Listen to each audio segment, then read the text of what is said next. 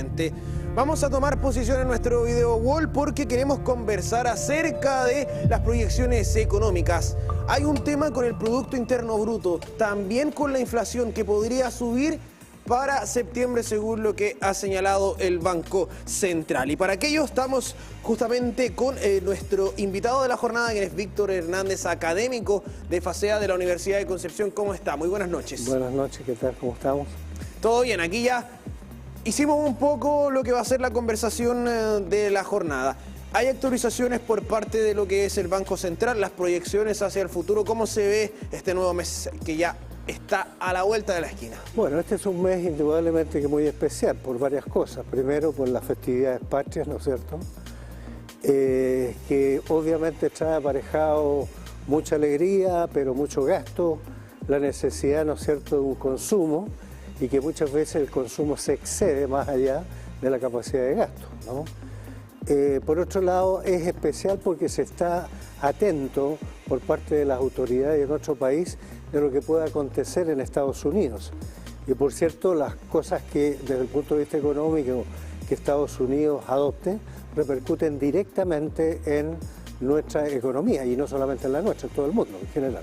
Claro, y tiene que ver en relación específicamente al precio del dólar, el resguardo de justamente las grandes inversiones en esta divisa, todo lo que impacta de forma indirecta y directa también, lamentablemente, en el bolsillo de cada una de las personas. Suben las cosas, suben los valores producto de que sube el dólar, sube el precio del intercambio a nivel internacional, y esto genera un tema en particular. No suben los sueldos y esto genera que haya que pagar más, ¿cierto?, por cada producto. ¿Cómo se ve esto para un mes clave? Porque tal como usted lo señaló, septiembre se transforma en un mes donde se compra mucho, donde se sale mucho, donde se despreocupa de la economía propia de cada una de las familias.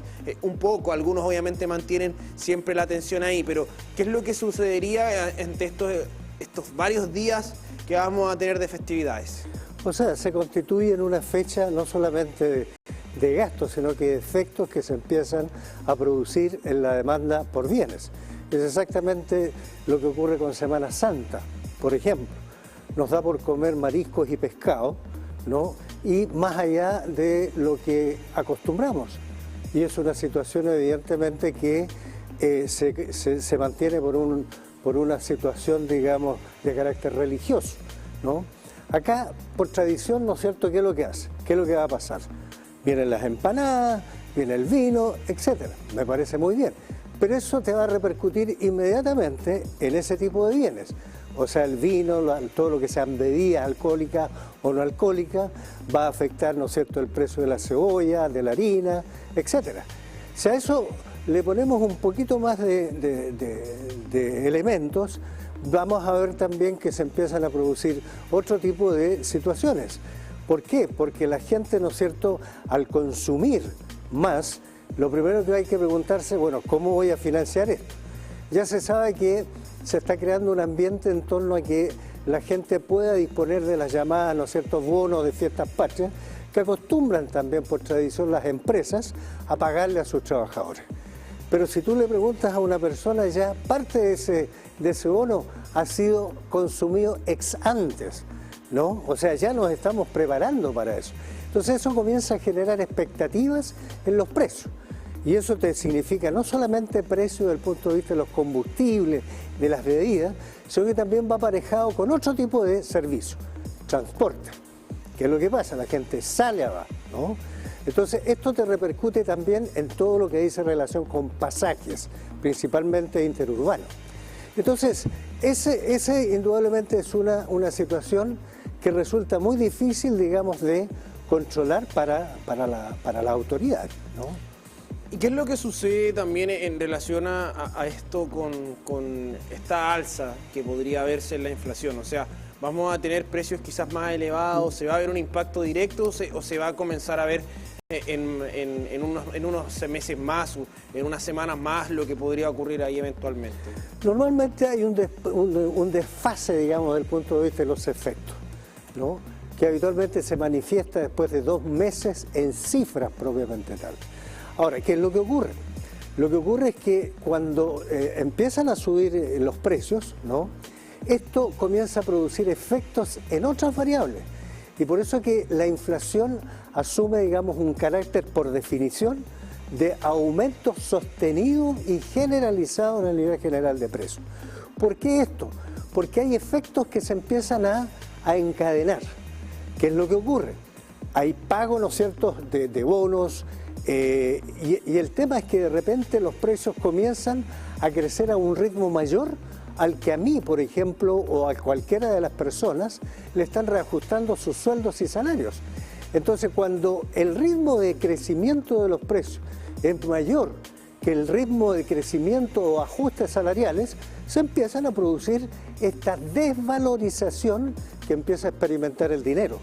Ya no voy a poder comprar con los 10.000 pesos que solía la dueña de casa, salir a comprar, ¿no es cierto?, y llenar un carro, ya ahora no lo va a poder hacer. ¿Por qué? Porque el costo de la vida, o sea, el costo de mantener una canasta que se supone representativa para el cálculo del IPC, que es el medidor de inflación, va a ser mayor. Y por lo tanto, mi dinero empieza a perder poder adquisitivo. ¿Y qué es lo que ocurre considerando un factor fundamental? En octubre se va a ver un aumento del 22% en las cuentas de la luz. Vamos a tener un mes de mucho gasto en septiembre, son varios días de celebración, de festividad. ¿Qué es lo que ocurre también ahí? Aumento en la inflación, lo que está ocurriendo a nivel internacional y específicamente lo que significan estos meses claves que vamos a tener esto lamentablemente variaciones que nos van a generar también algún impacto al bolsillo. Esa pregunta es muy buena porque te permite de alguna forma aterrizar en las causas de la inflación. ¿Cuándo se produce inflación? Cuando el gasto comienza a superar la capacidad de respuesta que tiene el aparato productivo. Es decir, si la economía, por ejemplo, tiene 100 para comprar dos bienes, que soy uno en 60 y otro en 40, partimos de una situación de equilibrio. Pero de repente, por alguna circunstancia, el gasto que tiene dispuesto 100 se ve incrementado, ¿no? La pregunta es ¿cómo va a financiar esto? Endeudamiento. Te trae aparejado un tema de endeudamiento. Y por otro lado, entonces, ¿qué es lo que empieza a ocurrir? Se empieza a producir una suerte de encadenamiento de precios. Ahora, ¿por qué? Porque obviamente las personas ven que al momento, digamos, de aumentar el gasto, comienzan también a crear condiciones para poder, de alguna forma, encontrar una compensación a la desvalorización que le está produciendo la inflación. Y esto entonces trae aparejado el que los propios precios comienzan, ¿no es cierto?, a repercutir en otros. Y esto nos lleva, en primer lugar, a enfrentarnos a una presión inflacionaria de demanda. ¿Y cuándo se produce? Cuando, producto del aumento en el gasto, trae aparejado a su vez un aumento en la cantidad de dinero y por lo tanto hace crecer la velocidad del gasto sobre la capacidad productiva. Y segundo, se puede dar una inflación por el lado de los costos, lo que tú tocabas.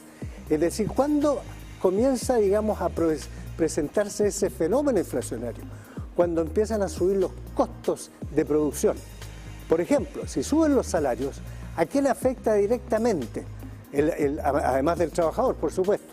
Si suben los salarios, eso va a significar que las empresas van a tener que pagar más y en consecuencia afecta a sus costos de producción. Si suben los insumos, por ejemplo, petróleo, electricidad, como tú señalas, esto va a traer también aparejado un incremento en los precios por el lado de la oferta, o sea, por el lado de las empresas. Y todo esto entonces va a repercutir en términos generales, cuando estos dos fuentes de causalidad de alguna manera nos llevan a generar ese desajuste, ese desequilibrio. Y finalmente, la inflación tiene otros efectos que la gente, digamos que, y principalmente las dueñas de casa, se dan cuenta de esta situación. Cuando se habla de una indexación de la inflación, ¿qué es una indexación?